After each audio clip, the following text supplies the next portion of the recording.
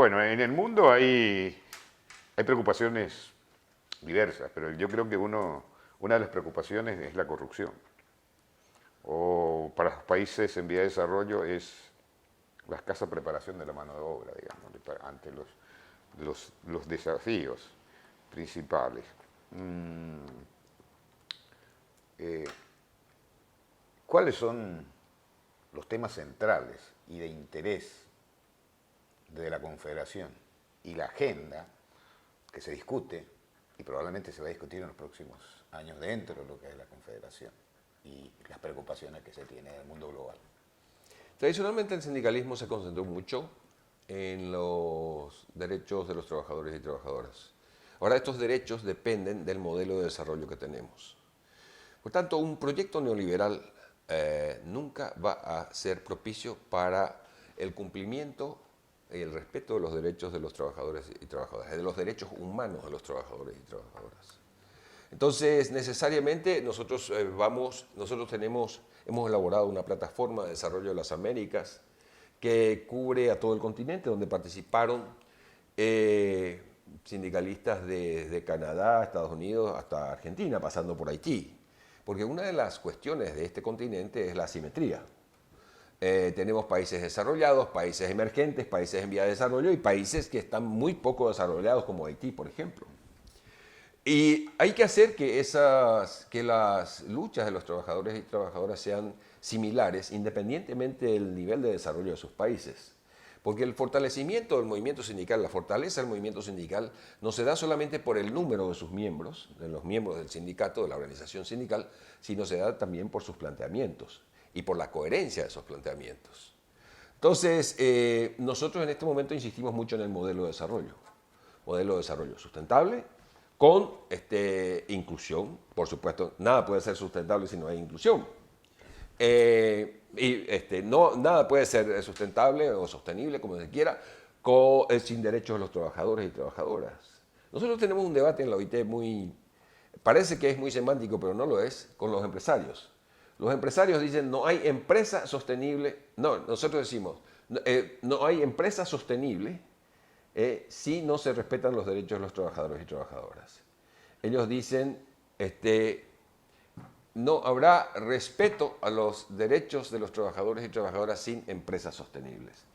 Ellos primero quieren que las empresas sean sostenibles para después respetar los derechos de los trabajadores. Y nosotros decimos, no, ustedes tienen que empezar respetando los derechos de los trabajadores y trabajadoras para ser sostenibles, de lo contrario no van a ser sostenibles. Y ahí se esconden muchas cosas también, porque nosotros debemos presentar una batalla global. Yo creo que nosotros tenemos que pasar a la ofensiva. Y a mí me dicen, ¿cómo vas a pasar a la ofensiva en momentos en que estás siendo muy atacado y los gobiernos progresistas están siendo muy atacados? Y yo les devuelvo la pregunta y les digo, ¿qué alternativa nos queda? ¿Qué alternativa nos queda? ¿Qué pasa en la OIT? En la OIT están los tres grupos, el grupo de los trabajadores, el grupo de los gobiernos y el grupo de los empresarios.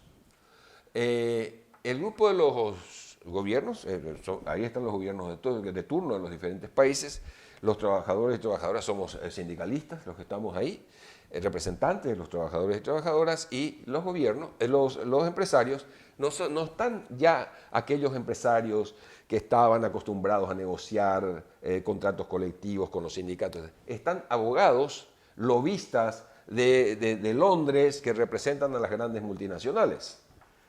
Y ellos hablan de empresas sostenibles. Pero ellos son los que provocan,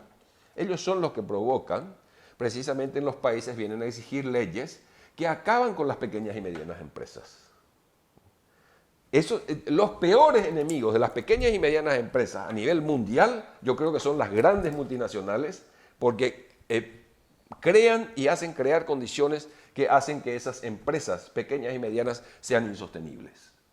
Entonces, yo creo que nosotros tenemos que pasar y denunciar eso claramente. Aquí hay un proceso de concentración y cada vez van a haber menos empresas, pero cada vez estas van a ser más grandes y las empresas sostenibles van a ser creadas hoy y van a ser cerradas mañana porque no va a haber financiamiento, no va a haber condiciones, no va a haber absolutamente nada para ellas. Pero los empresarios, los pequeños empresarios de nuestros países, que en su gran mayoría son pequeños, todavía no se dan cuenta de eso. Y tienen que darse cuenta, señores, señoras, porque los supuestos aliados de ustedes en el plano internacional, que son los que manejan agendas como en las Naciones Unidas y en las organizaciones de las Naciones Unidas, los organismos de Naciones Unidas, no precisamente defienden los derechos de ustedes, sino que corroen los derechos de ustedes y siquiera a existir. Y bueno, ahora vamos a hablar un poco del esfuerzo que está haciendo Ecocultura. Agradecemos todo el apoyo, Víctor, hacia Ecocultura, a la organización y a aquellos que estamos acompañando, al esfuerzo de Raúl y todo un equipo. Queremos saber un poco tu opinión respecto a lo que está haciendo Ecocultura, con respecto a la educación comunitaria y el Paraguay y la ciudadanía del Mercosur, que vos estás como representante de las Américas de la Confederación de Sindicatos. Bueno, nosotros, en realidad, a mí no me... Yo no recibo con mucho agrado ese constante agradecimiento porque es una colaboración que damos, una modesta colaboración, para apoyar lo que aquí es una cosa muy llamativa, muy loable, una obra de un medio de comunicación alternativo. Porque miren lo que está pasando en Brasil. Una presidenta electa por 54 millones de personas está siendo revocada, mandada, suspendida por obra y gracia de los grandes medios de comunicación, O Globo y algunos otros. La ciudadanía necesita de medios de comunicación alternativos. La gente necesita de mensajes que descifren lo que está pasando en el mundo. No la versión dominante, sino todas las versiones, que se escuche y que el ciudadano y la ciudadana tome su posición democráticamente. Para la profundización de la democracia y sobre todo para la profundización y fortalecimiento de la democracia participativa, medios como este son súper necesarios.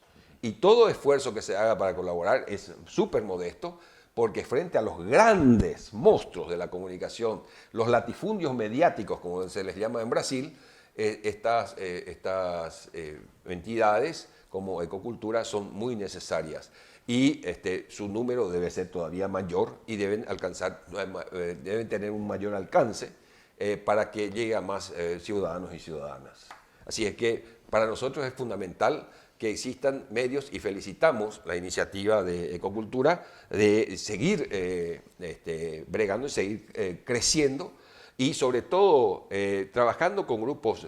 Me contaron que ahora están trabajando con grupos indígenas. Yo también estoy en algún sentido visitando algunos sectores indígenas de maestros y me parece que debe apoyárseles mucho más todavía. No tienen apoyo oficial, carecen de un apoyo oficial. En una democracia participativa tendrían mucha más incidencia. Las organizaciones indígenas hay que apoyarlas para que tengan no para que piensen como nosotros, sino para que tengan medios como para defender sus propios intereses, su propia cultura y tengan una convivencia mucho mejor y un futuro mucho mejor que el que ahora tienen.